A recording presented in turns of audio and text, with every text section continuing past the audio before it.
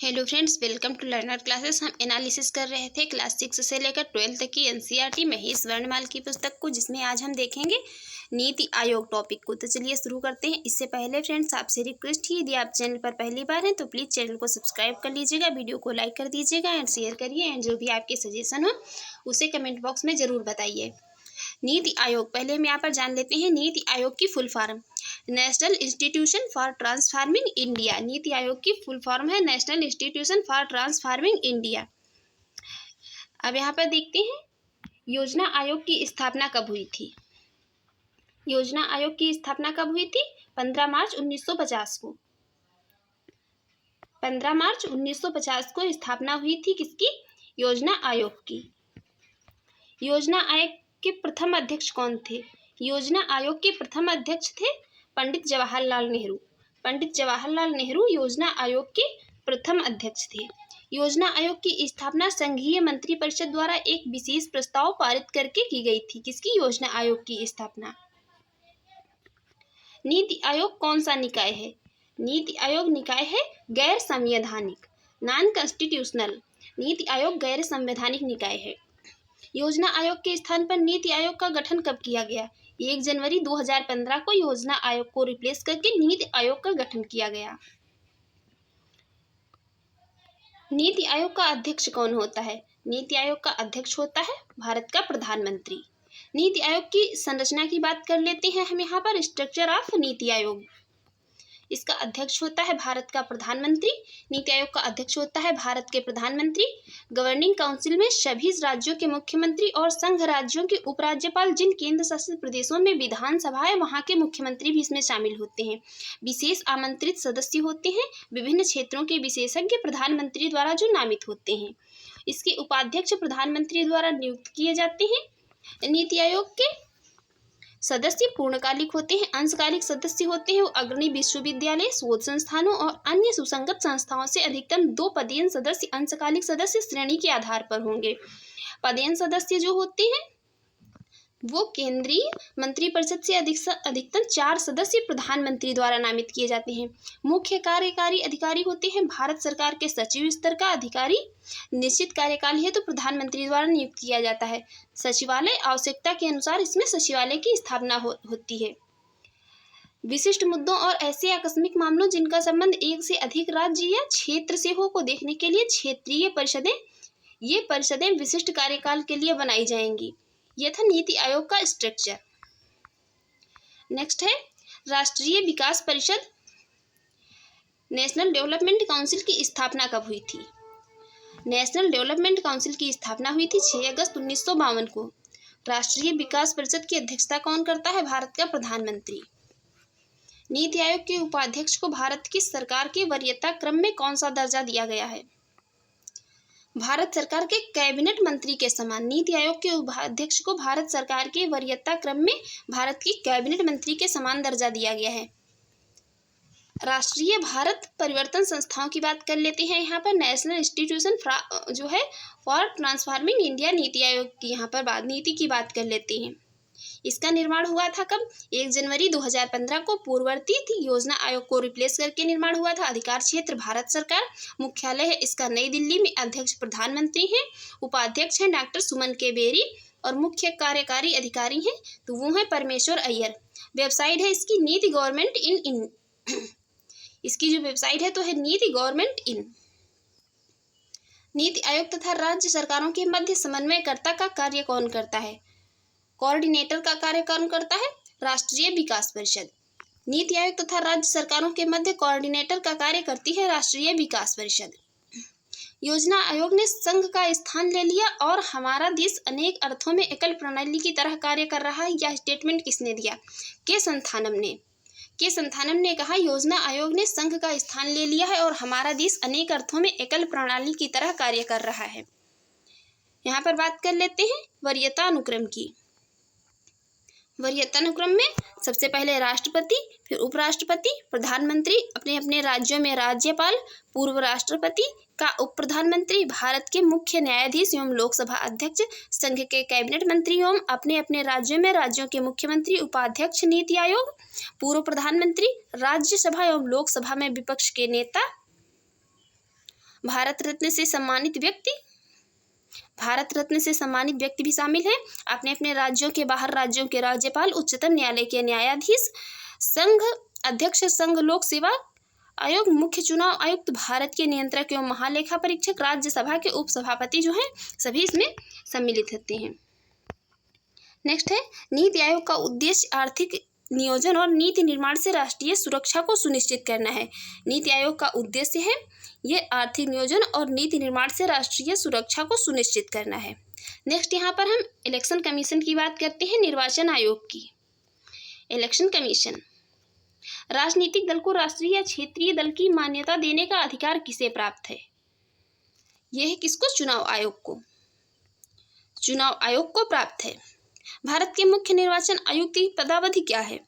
6 वर्ष या 65 वर्ष की आयु जो भी पहले हो। मुख्य निर्वाचन आयुक्त की पदावधि, मुख्य निर्वाचन आयुक्त जो होता है तो या तो वह 6 वर्ष या 65 वर्ष की आयु जो भी पहले पूर्ण हो जाए इतने समय तक अपने पद पर बना रहता है।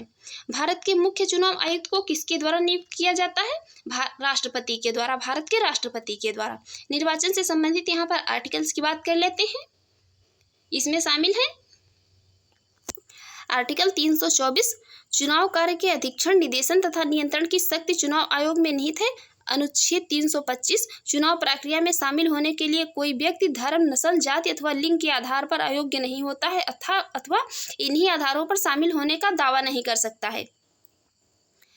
अनुच्छेद 326 कहता है लोकसभा अथवा विधानसभा चुनावों के चुनाव वयस्क मताधिकार के आधार पर संपन्न होंगे। अनुच्छेद 327 कहता है, अनुच्छेद 327 प्रावधान करता है विधानमंडलों के चुनाव के संबंध में उपबंध करने की संसद की शक्ति। अनुच्छेद 328 कहता है राज्य विधायिका का संबंधित राज्य के अंदर चुनाव के संबंध में प्रावधान बनाने की शक्ति। अनुच्छेद 329 कहता है चुनाव संबंधी विषयों में न्यायालयों के हस्तक्षेप पर रोक। अनुच्छेद 329 का कहता है प्रधानमंत्री तथा लोकसभा अध्यक्ष के चुनाव के संबंध में विशेष प्रावधान निरस्त करता है। भारत के मुख्य चुनाव आयुक्त किसके द्वारा नियुक्त किया जाता है? राष्ट्रपति के द्वारा। राष्ट्रपति के द्वारा भारत के मुख्य चुनाव आयुक्त का इसका नियुक्त किया जाता है। आंतरिक दलीय लोकतंत्र का उपयोग कहाँ होता है? आंतरिक दलीय लोकतंत्र का उपयोग होता है दल के आंतरिक चुनाव हेतु जो दल के पदाधिकारियों के चयन हेतु समय समय पर होता है। संविधान के किस अनुच्छेद के अंतर्गत भारत के निर्वाचन आयोग का प्रावधान किया गया है? अनुच्छेद 324 के अंतर्गत भारत के निर्वाचन आयोग का प्रावधान किया गया है। नेक्स्ट बात करते हैं यहाँ पर। नेक्स्ट है मुख्य चुनाव आयुक्त को किस प्रकार उसके पद से हटाया जा सकता है? मुख्य चुनाव आयुक्त को संसद के दोनों सदनों के सदस्यों द्वारा 2/3 बहुमत से प्रमाणित कदाचार के आधार पर उसके पद से हटाया जा सकता है। किसके? भारत के मुख्य चुनाव आयुक्त को। राष्ट्रपति का चुनाव किसके द्वारा संचालित किया जाता है? भारत के निर्वाचन आयोग के द्वारा। राष्ट्रपति का चुनाव भारत के निर्वाचन आयोग के द्वारा संचालित किया जाता है।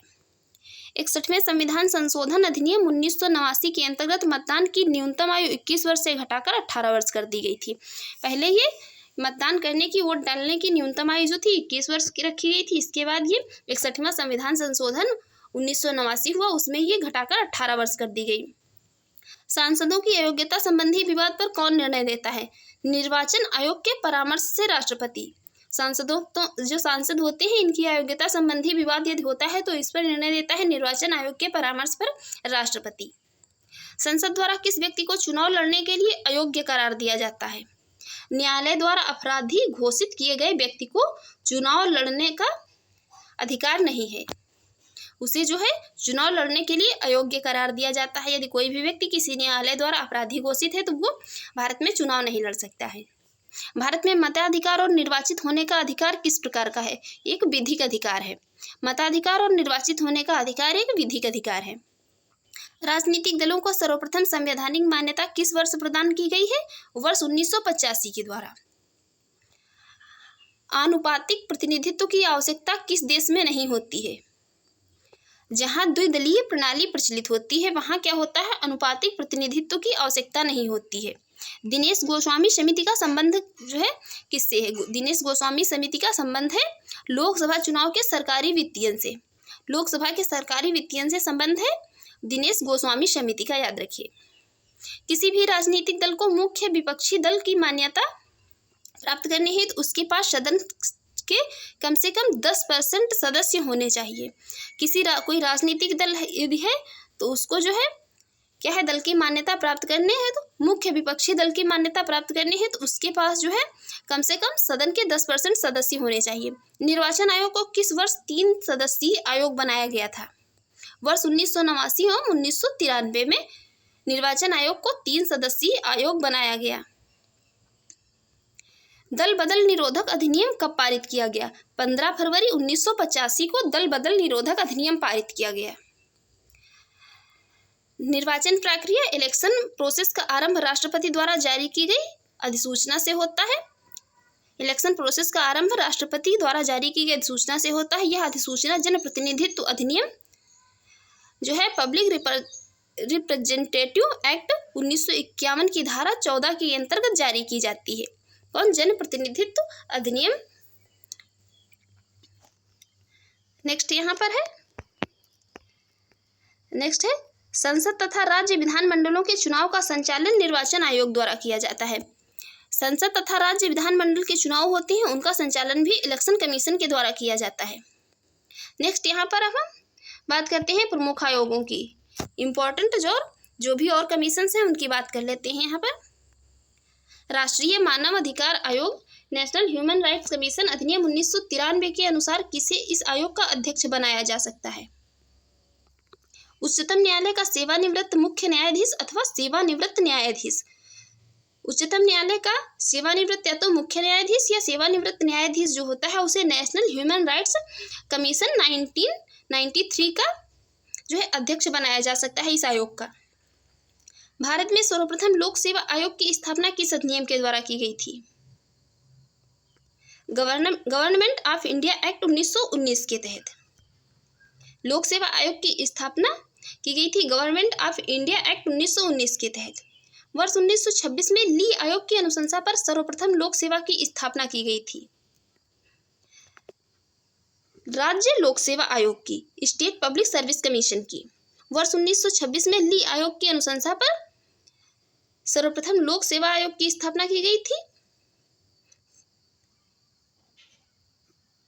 राज्य लोक सेवा आयोग जो है ये किसके सदस्यों की नियुक्ति किसके द्वारा की जाती है? राज्य लोक सेवा आयोग स्टेट पब्लिक सर्विस कमीशन के सदस्यों की नियुक्ति किसके द्वारा की जाती है? ये की जाती है राज्यपाल के द्वारा। राज्यपाल के द्वारा इसकी नियुक्ति की जाती है। और यहाँ पर जो है ये वर्ष 1926 में ली आयोग की अनुशंसा पर लोक सेवा आयोग की स्थापना की गई थी। भारतीय प्रशासनिक सेवा IAS और भारतीय पुलिस सेवा IPS को समाप्त करने की सिफारिश किस आयोग ने की थी? राजमन्नार आयोग ने। राजमन्नार आयोग ने भारतीय प्रशासनिक सेवा IAS और भारतीय पुलिस सेवा IPS को समाप्त करने की, इस आयोग को समाप्त करने की सिफारिश की थी।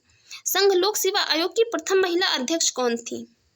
ये थी रोजमिलियन मैथ्यू, संघ लोक सेवा आयोग की। राष्ट्रीय मानवाधिकार आयोग की संरचना की बात कर लेते हैं। राष्ट्रीय मानवाधिकार आयोग की संरचना: अध्यक्ष उच्चतम न्यायालय का सेवानिवृत्त मुख्य न्यायाधीश अथवा उच्चतम न्यायालय का सेवानिवृत्त न्यायाधीश। सदस्य उच्चतम न्यायालय का कार्यरत और सेवानिवृत्त न्यायाधीश। सदस्य पहला सदस्य उच्चतम न्यायालय का कार्यरत एवं सेवानिवृत्त न्यायाधीश। दूसरा सदस्य उच्च न्यायालय का कार्यरत एवं व सेवानिवृत्त मुख्य न्यायाधीश। तीसरा सदस्य मानवाधिकार से संबंधित कार्यानुभव अथवा विशेष जानकारी वाले 2 व्यक्ति। पदेन सदस्य राष्ट्रीय अल्पसंख्यक आयोग का अध्यक्ष होता है। दूसरा पदेन सदस्य राष्ट्रीय अनुसूचित जाति आयोग का अध्यक्ष, राष्ट्रीय अनुसूचित जाति जनजाति आयोग का अध्यक्ष, राष्ट्रीय महिला आयोग के अध्यक्ष, पिछड़ा वर्ग आयोग के अध्यक्ष, विकलांग व्यक्तियों के लिए मुख्य आयुक्त और राष्ट्रीय बाल अधिकार सुरक्षा आयोग के मुख्य आयुक्त। इनके जो ये मुख्य आयुक्त या अध्यक्ष होते हैं ये सभी इसमें क्या है? पदेन अध्यक्ष होते हैं। किसमें? राष्ट्रीय मानवाधिकार आयोग में। नेक्स्ट यहाँ बात कर लेते हैं भारत के प्रथम लोकपाल की नियुक्ति की।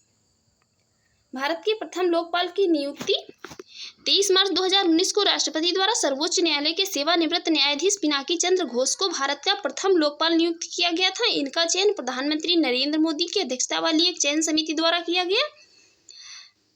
जो है ये भारत के प्रथम लोकपाल थे। कौन? पिनाकी चंद्र घोष, याद रखिए, जिसने सर्वोच्च न्यायालय के एक समिति चयन द्वारा एक समिति द्वारा जो है इसका चयन किया गया, जिसमें सर्वोच्च न्यायालय के मुख्य न्यायाधीश थे रंजन गोगोई, लोकसभा अध्यक्ष सुमित्रा महाजन तथा एक प्रख्यात न्यायविद मुकुल रोहतगी सम्मिलित थे। इसमें अध्यक्ष थे पिनाकी चंद्र घोष।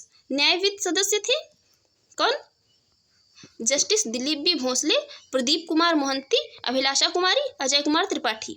गैर न्यायविद सदस्य थे अर्चना रामसुंदर, दिनेश कुमार जैन, महेंद्र सिंह, इंद्रजीत प्रसाद गौतम। मानवाधिकार आयोग किस प्रकार की संस्था है? यह है कौन सी? नॉन कॉन्स्टिट्यूशनल संस्था, गैर संवैधानिक।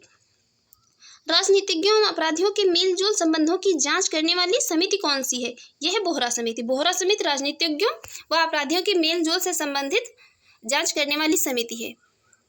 भारत में लोकपाल एवं लोकायुक्त की स्थापना का सुझाव किसने दिया था?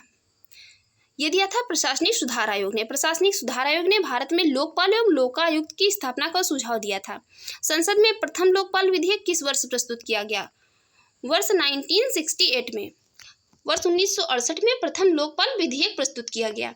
संचित निधि को समेकित निधि के नाम से भी जाना जाता है। जो संचित निधि है इसको समेकित निधि के नाम से भी जाना जाता है। संविधान के किस अनुच्छेद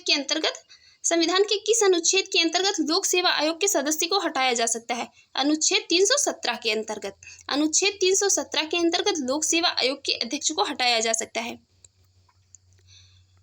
किसी राज्य का लोक सेवा आयुक्त अपना लोक आयुक्त जो होता है अपना प्रतिवेदन प्रस्तुत करता है। किसी राज्य का लोक आयुक्त अपना प्रतिवेदन प्रस्तुत करता है राज्यपाल को। लोक आयुक्त अपना प्रतिवेदन प्रस्तुत करता है किसको? राज्यपाल को।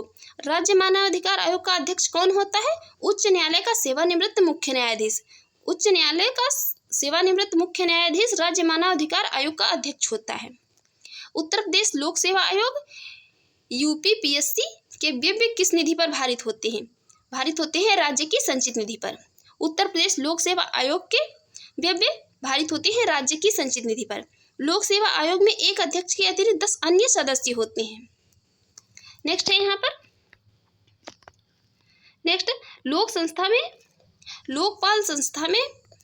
लोकपाल संस्था में अध्यक्ष के अतिरिक्त 8 अन्य सदस्यों की नियुक्ति होती है जिनका कार्यकाल 5 वर्ष होता है। लोकपाल संस्था जो होती है उसमें एक अध्यक्ष होता है, अध्यक्ष के अतिरिक्त 8 अन्य सदस्य होते हैं, कुल मिलाकर 9 होते हैं जिनका कार्यकाल होता है 5 वर्ष का।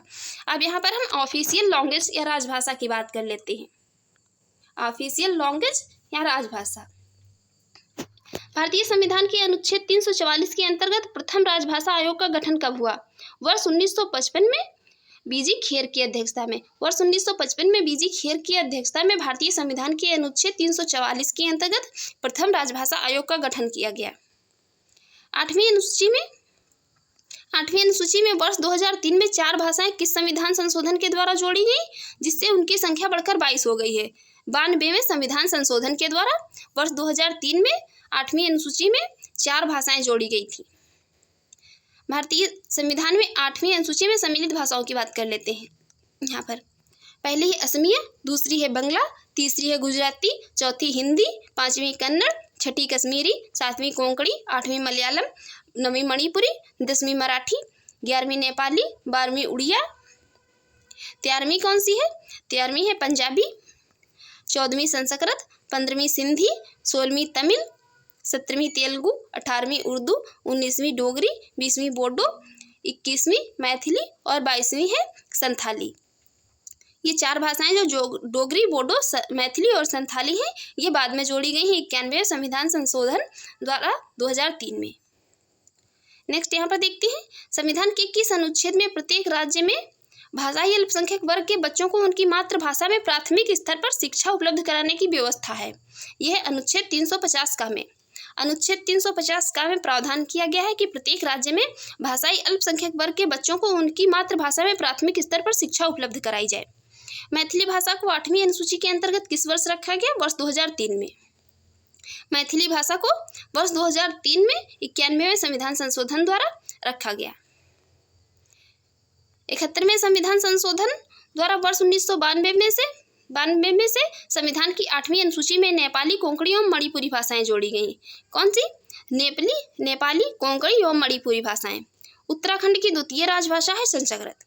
राष्ट्रीय संस्कृत विद्यापीठ कहाँ स्थित है? तिरुपति, आंध्र प्रदेश में। राष्ट्रीय संस्कृत विद्यापीठ स्थित है तिरुपति, आंध्र प्रदेश में। अब तक 6 भाषाओं को शास्त्रीय भाषा का दर्जा प्राप्त हो चुका है। देखती हैं वो 6 भाषाएं कौन कौन सी हैं।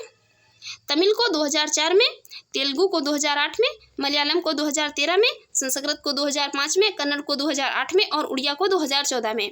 ये जो है 6 शास्त्रीय भाषाएं हैं, इनको शास्त्रीय भाषाओं का दर्जा प्राप्त है। नेक्स्ट यहाँ पर है राजभाषा से संबंधित अनुच्छेद। राजभाषा से संबंधित अनुच्छेद 342 संघ की राजभाषा, 344 राजभाषा पर संसदीय आयोग एवं समितियों का प्रावधान करता है। अब क्षेत्रीय भाषाओं से संबंधित आर्टिकल की बात कर लेते हैं। अनुच्छेद 345 राज्य की राजभाषा अथवा राज्य भाषाएं। अनुच्छेद 346 कहता है एक राज्य से दूसरे राज्य अथवा एक राज्य से संघ के बीच संवाद के लिए राजभाषा। अनुच्छेद 347 कहता है किसी राज्य की जनसंख्या के एक समूह द्वारा बोली जाने वाली भाषा से संबंधित प्रावधान करता है। सर्वोच्च न्यायालय एवं उच्च न्यायालयों की भाषा की बात कर लेते हैं। अनुच्छेद 348 कहता है सर्वोच्च न्यायालय अथवा उच्च न्यायालयों में साथ ही अधिनियमों एवं विधेयकों में प्रयोग की जाने वाली भाषा। अनुच्छेद 349 कहता है भाषा से संबंधित कुछ नियम अधिनियमित करने के लिए विशेष प्रक्रिया। यहाँ पर विशेष निर्देश कुछ विनिर्देश हैं, उनकी बात कर लेते हैं। आर्टिकल 350 कहता है शिकायत निवारण के लिए प्रयुक्त भाषा। अनुच्छेद 350 में प्रावधान है प्राथमिक स्तर पर मातृभाषा में शिक्षण के लिए सुविधाएं। अनुच्छेद 350 भाषाई अल्पसंख्यकों के लिए विशेष पदाधिकारियों की बात करता है। अनुच्छेद 351 कहता है हिंदी भाषा के विकास के लिए भी निर्देश देता है। नेक्स्ट है वर्ष 1957 में प्रथम राजभाषा संयुक्त समिति किसकी अध्यक्षता में गठित की गई थी? पंडित गोविंद बल्लभ पंत की अध्यक्षता में। भारत की राजकीय भाषा संबंधी प्रावधान का संशोधन किस प्रकार हो सकता है? संसद में कम से कम 2/3 बहुमत से। संसद में कम से कम 2/3 बहुमत से भारत की राजकीय भाषा संबंधी प्रावधान का संशोधन किया जा सकता है। सिंधी भाषा को 8वीं अनुसूची में किस संविधान संशोधन द्वारा जोड़ा गया? 21वें संविधान संशोधन 1967 के द्वारा। संविधान की 8वीं अनुसूची में सम्मिलित भाषाओं में से कौन सी दूसरी सर्वाधिक बोली जाने वाली भाषा है? वो है बंगाली। बंगाली संविधान की 8वीं अनुसूची में सम्मिलित 22 भाषाओं में से दूसरी सर्वाधिक बोली जाने वाली भाषा है। नेक्स्ट बात करती हैं यहाँ पर वोडो, डोगरी, मैथिली और संथाली 4 राजभाषाओं को 92वें संविधान संशोधन 2003 द्वारा जोड़ा गया था। 92वें संविधान संशोधन 2003 के द्वारा यहाँ पर जो है इसे जोड़ा गया था। नेक्स्ट यहाँ पर बात करते हैं पंचायती राज एवं नगरपालिका की।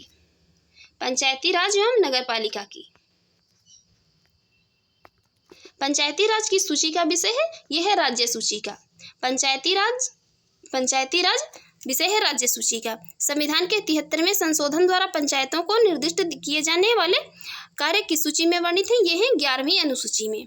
पंचायत चुनाव कराने हेतु निर्णय किसके द्वारा लिया जाता है? यह राज्य सरकार के द्वारा लिया जाता है। पंचायत चुनाव कराने के लिए निर्णय लिए जाते हैं किसके? राज्य सरकार के द्वारा। भारतीय संविधान की 11वीं अनुसूची में पंचायतों के लिए कुल कितने विषय निर्धारित किए गए हैं? पंचायतों के लिए कुल 29 विषय निर्धारित किए गए हैं भारतीय संविधान की 11वीं अनुसूची में। 73वें संविधान संशोधन के द्वारा पंचायती राज संस्थाओं का संवैधानिक स्तर प्राप्त हुआ है। 73वें संविधान संशोधन द्वारा जो है ये पंचायती राज संस्थाओं को संवैधानिक स्तर प्राप्त हुआ है। पंचायत चुनाव, पंचायत इलेक्शन कितने अंतराल पर होते हैं? प्रत्येक 5 वर्षों में पंचायत चुनाव कराए जाते हैं। किस अनुच्छेद के अंतर्गत पंचायतों को संवैधानिक दर्जा प्रदान किया गया है? अनुच्छेद 243 के अंतर्गत। अनुच्छेद 243 के अंतर्गत पंचायतों को संवैधानिक दर्जा प्राप्त किया गया है। राष्ट्रीय पंचायत दिवस कब मनाया जाता है? 24 अप्रैल को। 24 अप्रैल को राष्ट्रीय पंचायती राज दिवस मनाया जाता है। भारत में सर्वप्रथम पंचायती राज प्रणाली का शुभारंभ कब और कहाँ किया गया? 2 अक्टूबर 1959 को नागौर, राजस्थान में। सर्वप्रथम जो है 2 अक्टूबर 1959 को नागौर, राजस्थान में पंचायती राज प्रणाली का शुभारंभ किया गया। त्रिस्तरीय पंचायती राज प्रणाली संबंधित करने की अनुशंसा सर्वप्रथम किस समिति द्वारा की गई थी? बलवंत राय मेहता समिति के द्वारा।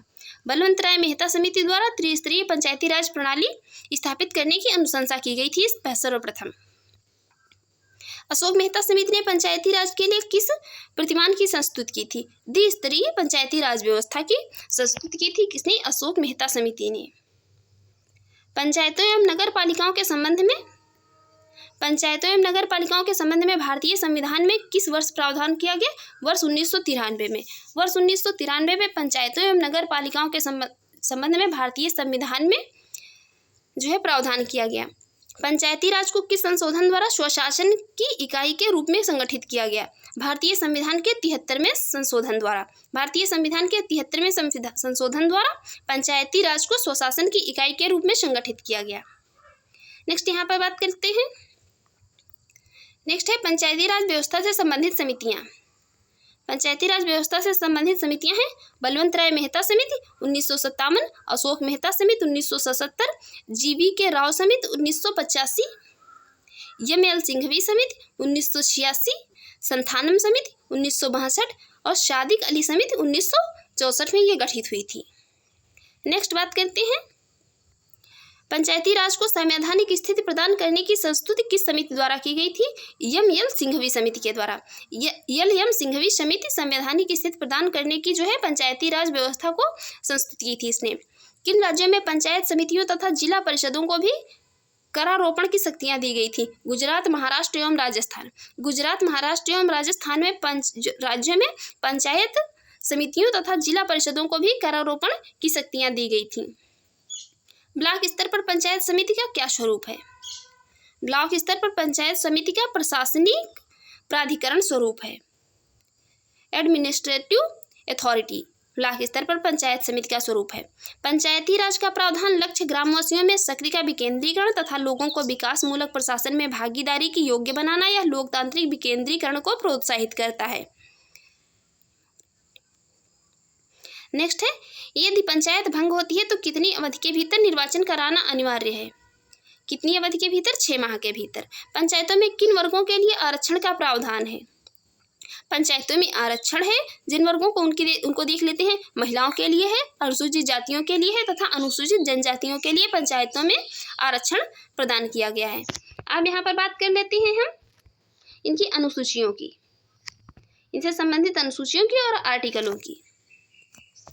11वीं अनुसूची में बात की गई है। इसमें पंचायतों की शक्तियों व उत्तरदायित्व निर्धारित किए गए। इस सूची में 29 विषय हैं। इसमें से इस अनुसूची को 73वें संविधान संशोधन अधिनियम 1992 के द्वारा जोड़ा गया है और इसमें अनुच्छेद 243 जो है 6 में इसमें प्रावधान किए गए हैं। 12वीं अनुसूची, इसमें नगर पालिकाओं की शक्तियों एवं उत्तरदायित्व बताई गई है।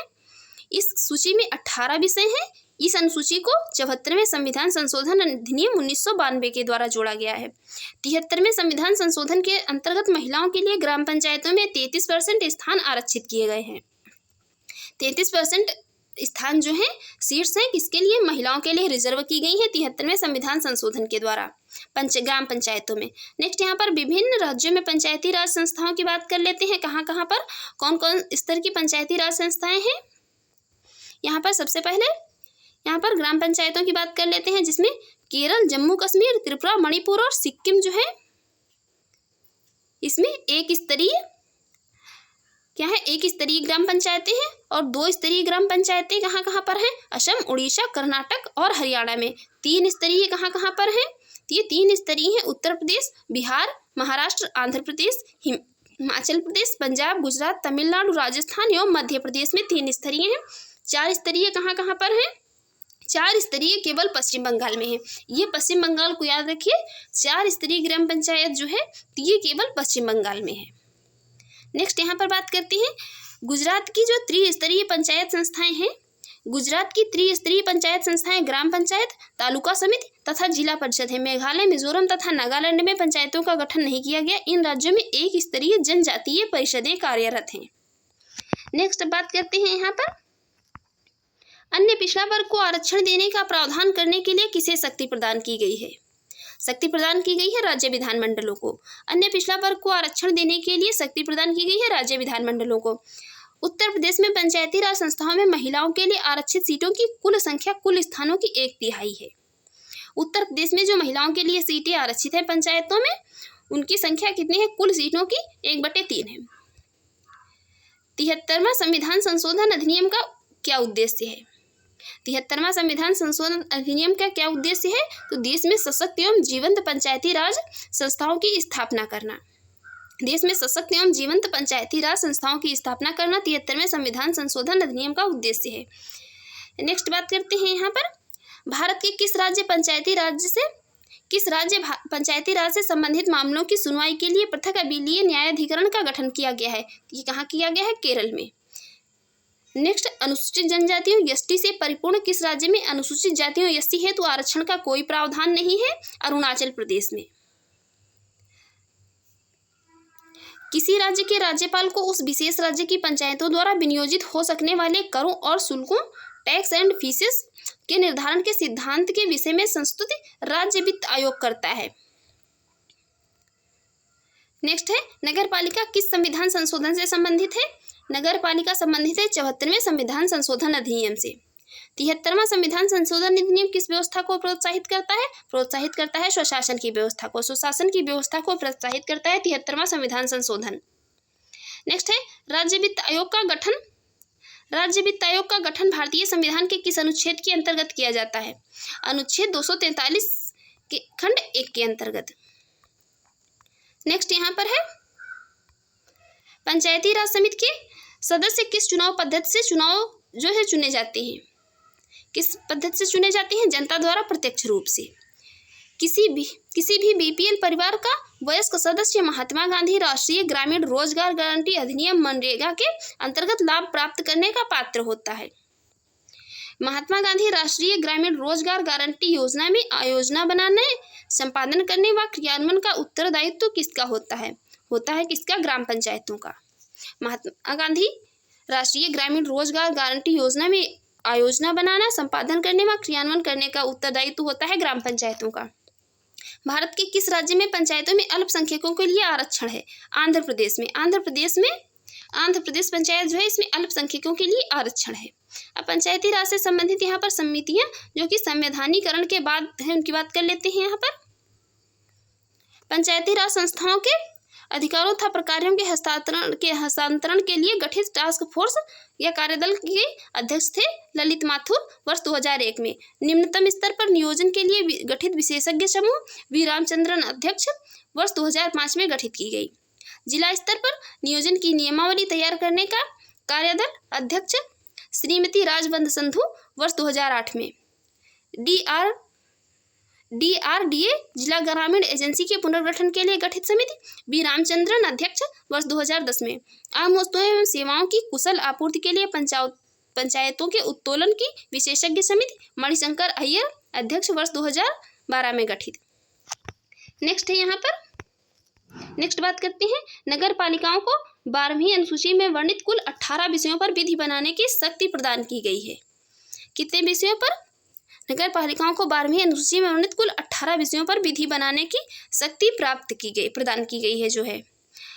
फ्रेंड्स, आपको जो है हमारी वीडियो अच्छी लगी हो और आपके एग्जाम के लिए यूजफुल रही हो तो प्लीज़ हमारे यूट्यूब चैनल को सब्सक्राइब कर लें, वीडियो को लाइक कर दें एंड ज़्यादा से ज़्यादा शेयर करें एंड जो भी आपके सजेशन हो उसे कमेंट बॉक्स में ज़रूर बताएं। Thanks for watching.